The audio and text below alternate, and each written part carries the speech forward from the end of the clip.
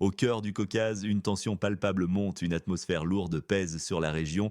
Des sources de renseignement américaines viennent de révéler un secret dérangeant, une information qui pourrait tout changer. La Russie, puissance historique, intensifie très massivement sa présence militaire en Arménie. C'est un mouvement d'une ampleur inédite, mais pourquoi cette accélération soudaine?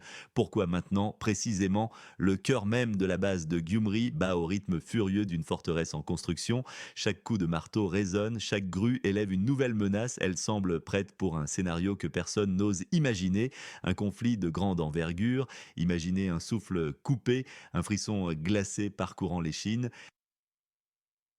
C'est la réalité quotidienne de millions de personnes, des vies entières suspendues à un fil. Le constat est clair, brutal, implacable. La Russie renforce sa présence militaire en Arménie. Ce n'est pas une simple rumeur lancée à la légère, ce sont des mouvements réguliers, persistants.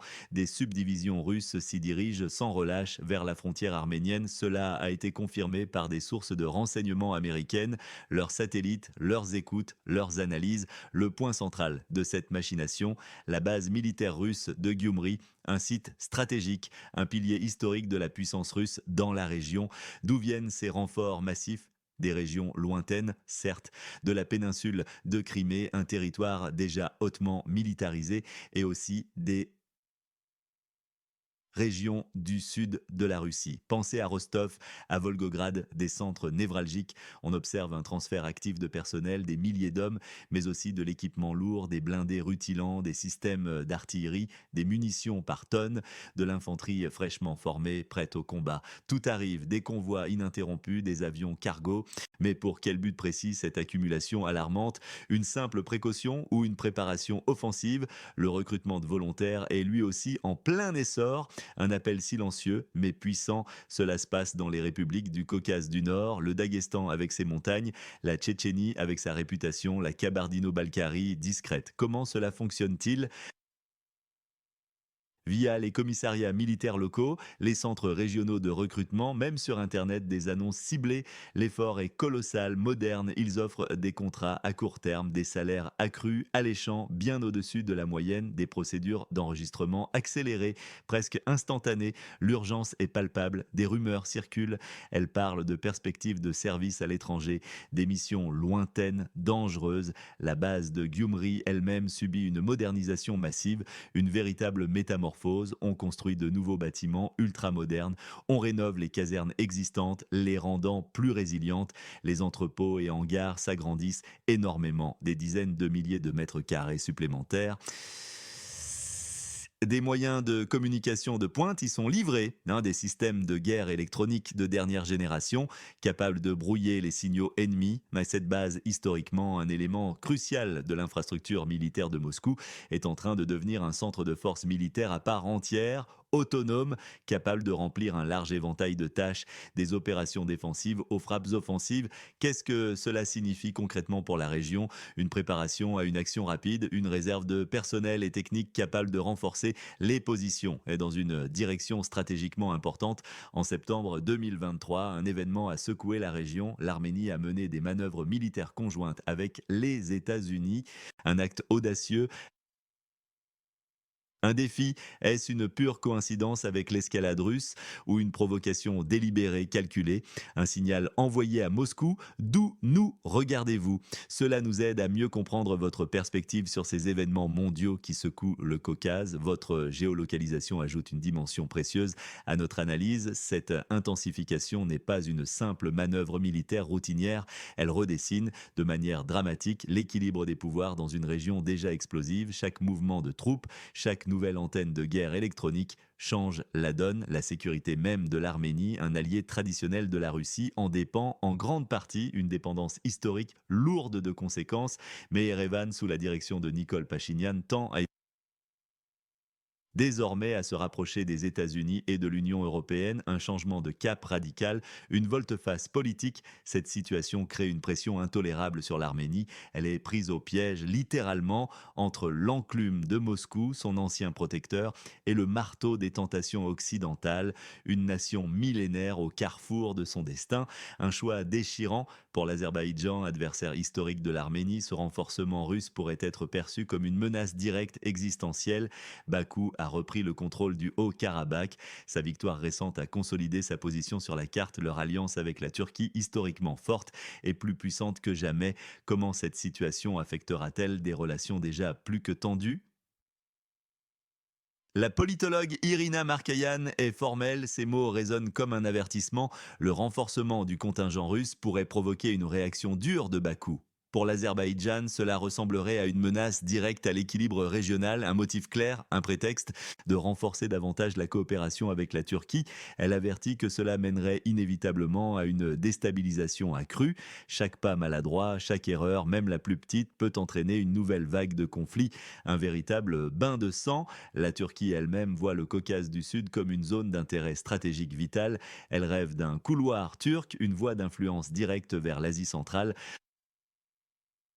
Le renforcement russe est une concurrence directe, frontale à ses ambitions régionales. C'est une lutte de titans pour le contrôle de cette passerelle entre l'Est et l'Ouest. L'Union européenne, de son côté, s'active. Des efforts diplomatiques intenses, des va-et-vient de fonctionnaires pour contenir la situation, éviter une escalade militaire à ses frontières sud-est, chercher à renforcer ses liens avec l'Arménie, offrir une alternative. Mais est-ce suffisant? Est-ce trop tard?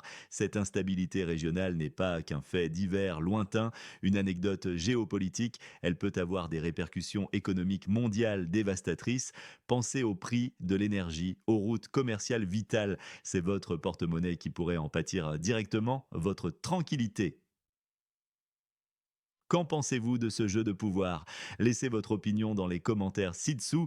Votre avis, votre perspective sont essentiels pour éclairer ce débat complexe. Alors, quelle est la vraie histoire derrière ce déploiement massif? Les motivations sont multiples, souvent opaques, toujours complexes. La version officielle de Moscou, une volonté de maintenir la stabilité régionale, de protéger son allié arménien, de défendre ses intérêts stratégiques inaliénables dans le Caucase, un rôle de protecteur, de garant. Mais l'analyste militaire Yuri Podoliako propose une autre lecture, une vision plus sombre. Selon lui, les actions de la Russie correspondent pleinement à sa tactique traditionnelle, d'abord offrir une solution, puis consolider sa propre influence. Une stratégie de dupe, une manœuvre calculée de domination pure et simple, un cynisme glacial à l'égard de ses alliés, c'est ce que suggère cette analyse. Le point de fer de Moscou se referme lentement mais sûrement. Une autre théorie, plus troublante encore, est celle du pion de Moscou. Le renforcement de Gyumri ne serait pas uniquement pour la sécurité de l'Arménie, non, ce serait une stratégie russe déguisée pour empêcher Erevan de s'éloigner de son orbite naturelle, pour maintenir son emprise, transformer l'Arménie en un protectorat de facto, privée de sa pleine souveraineté. Les révélations choquent, la Russie ne protège pas, elle s'approprie. Ce slogan résonne comme un cri d'alarme, c'est une question brûlante de souveraineté nationale. Nikol Pachinian, Premier ministre arménien, l'a bien compris. Il a d'ailleurs critiqué ouvertement l'organisation du traité de sécurité collective, l'OTSC, à plusieurs reprises, publiquement. Il a exprimé des doutes sérieux sur son efficacité, une fissure nette, une brèche dangereuse dans cette alliance traditionnelle autrefois inébranlable. Est-ce une trahison de l'Arménie envers la Russie, son protecteur historique, son grand frère, ou une recherche légitime et courageuse d'indépendance et de dignité face à une alliance jugée inefficace? C'est le dilemme tragique et existentiel d'Erevan. Pour l'Arménie, la motivation officielle est limpide: diversifier ses partenariats de sécurité, ne plus mettre tous ses œufs dans le même panier, se protéger mieux face aux défis persistants qui menacent ses frontières.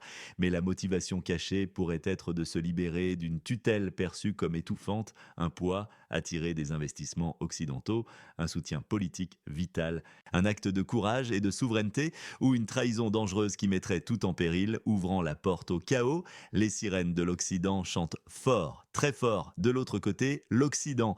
Les États-Unis sont à l'origine de cette information cruciale sur les mouvements russes. Est-ce une fuite délibérée pour alerter le monde, démontrer la menace, ou une tentative de manipulation complexe, une intrigue sophistiquée pour déstabiliser la région? La théorie du double jeu de l'Occident affirme que Washington et Bruxelles poussent délibérément l'Arménie vers l'Ouest. Ils savent pertinemment que cela provoque la Russie. L'Arménie devient ainsi un simple pion sacrifiable dans une confrontation plus large, un grand jeu géopolitique où les petites nations perdent le prix fort. L'Arménie, nouvelle victime du grand jeu géopolitique de l'Occident. Les ambitions de l'Azerbaïdjan et de la Turquie sont également en jeu. Des acteurs majeurs. Officiellement, elles affirment vouloir assurer leur sécurité, consolider leurs gains territoriaux du Haut-Karabakh, renforcer la coopération régionale vitale, mais les dessous de cartes, l'axe de l'ambition. Consolider leur victoire dans le Karabakh, étendre leur influence pan-turque, un couloir turc stratégique, contester l'hégémonie russe dans la région, une menace expansionniste pour l'équilibre existant ou une affirmation de puissance légitime longtemps réprimée, désormais libérée. La ligne est fine, dangereuse. Chaque acteur a son agenda, ses secrets inavouables. Les enjeux sont immenses, la vérité est complexe, presque insaisissable. D'où vient la peur, d'où vient la confiance? Pour naviguer dans ce brouillard d'informations contradictoires, pour distinguer le fait de la propagande, vous avez besoin d'une source fiable, une source qui ne cède pas aux pressions extérieures, une source indépendante, honnête. Abonnez-vous maintenant pour toujours savoir la vérité les premiers, sans publicité ni agenda caché. C'est votre protection ultime contre les fake news et la désinformation. C'est votre bouclier pour comprendre la profondeur et la complexité de cette crise. Il est impératif de se plonger dans l'histoire, car le passé éclaire le présent. La base de Gyumri n'est pas nouvelle, loin de là. Elle a une histoire profonde. Elle a été créée à l'époque soviétique. Elle était une pièce essentielle, une partie intégrante de la défense des frontières sud de l'Union soviétique. Cela souligne son importance historique et le rôle naturel de la Russie dans la région. Une sorte de droit historique, une sphère d'influence légitime pour Moscou, un héritage impérial. Le récent conflit du Haut-Karabakh a bouleversé l'équilibre géopolitique de manière irréversible. La victoire de l'Azerbaïdjan a créé une nouvelle réalité sur le terrain, une réalité amère pour certains. Le déploiement des forces russes de maintien de la paix n'a pas suffi à apaiser les tensions. Il a paradoxalement renforcé les ambitions de Bakou et d'Ankara. La critique ouverte de Nicole Pachinian envers l'organisation du traité de sécurité collective, l'OTSC, est un affront direct, une gifle retentissante. Elle sape les fondations même de la sécurité collective post-soviétique. Tout cela s'inscrit dans un grand jeu dans le Caucase, un jeu vieux de plusieurs siècles, une analogie directe avec les rivalités impériales passées. Pensez aux empires russes, ottomans, perses, britanniques. Tous, sans exception, ont cherché à contrôler cette région stratégique. C'est un schéma qui se répète inlassablement. Un cycle de domination et de résistance. La concurrence des grandes puissances continue sans relâche, sans pitié. Le Caucase du Sud est une arène brûlante, un champ de bataille sans fin. Les intérêts de la Russie, des États-Unis, de l'Union européenne et de la Turquie s'y rencontrent. Ils s'y affrontent violemment. C'est une lutte incessante pour l'influence post-soviétique, une compétition féroce. La région est cruciale pour les routes énergétiques vitales vers l'Europe. Un air de la guerre, ce qui attire immanquablement l'attention de l'Union européenne et des États-Unis. L'axe Turquie-Azerbaïdjan se consolide de jour en jour, une union de plus en plus forte. C'est une tendance majeure, pan-turque. Elle menace directement l'influence russe et iranienne dans la région. Faut une redéfinition des alliances. Le désengagement des alliés traditionnels n'est pas unique à l'Arménie, absolument pas. D'autres pays de l'ancien espace post-soviétique cherchent activement à diversifier leurs alliances, à réduire leur dépendance vis-à-vis de Moscou. C'est une course à l'ouest pour beaucoup de ces nations, un désir ardent de liberté, de souveraineté pleine et entière. Si cette situation complexe vous rappelle d'autres moments clés de l'histoire, d'autres grands jeux géopolitiques, partagez vos réflexions éclairées dans les commentaires. Quel parallèle frappant voyez-vous? L'histoire se répète-t-elle vraiment? Inévitablement, votre analyse est précieuse. Donc, qu'attendre maintenant de cette poudrière géopolitique dont la mèche est déjà allumée? Les risques sont immenses, colossaux. La moindre étincelle peut allumer un incendie dévastateur. Politiquement, les relations déjà tendues entre la Russie et l'Arménie pourraient se détériorer gravement jusqu'à la rupture totale d'alliances, dont une pression accrue et intolérable pèse sur la souveraineté arménienne. Son indépendance est menacée. L'augmentation des tensions entre la Russie et l'Occident l'Occident dans la région est inévitable, un face-à-face dangereux. Militairement, une escalade potentielle du conflit Arménie-Azerbaïdjan est une épée de Damoclès suspendue au-dessus de leur tête. Le risque d'une intervention militaire russe directe est plus élevé que jamais. Une course aux armements régionales est en cours, une spirale sans fin.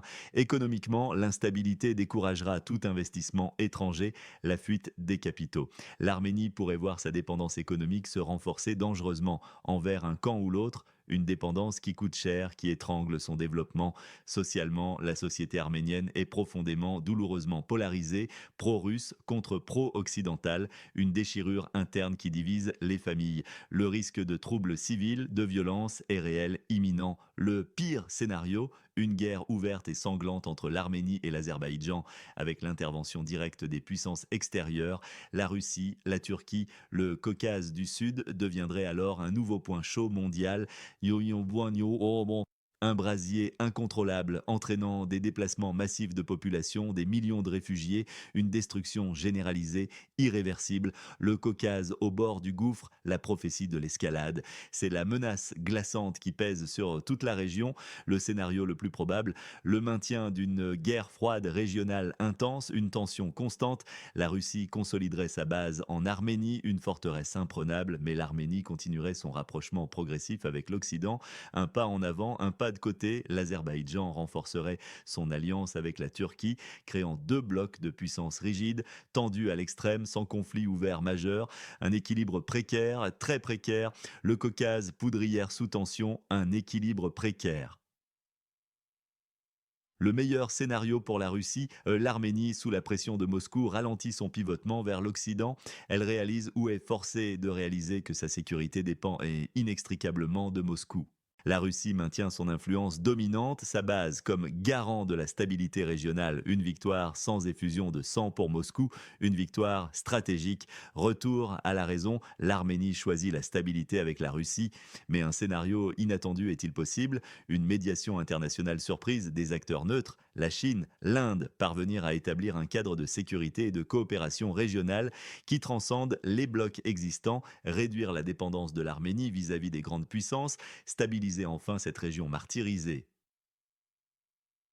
La paix inattendue au Caucase, une nouvelle ère de coopération. Qui y gagnera, qui y perdra dans ce grand jeu d'échecs planétaire?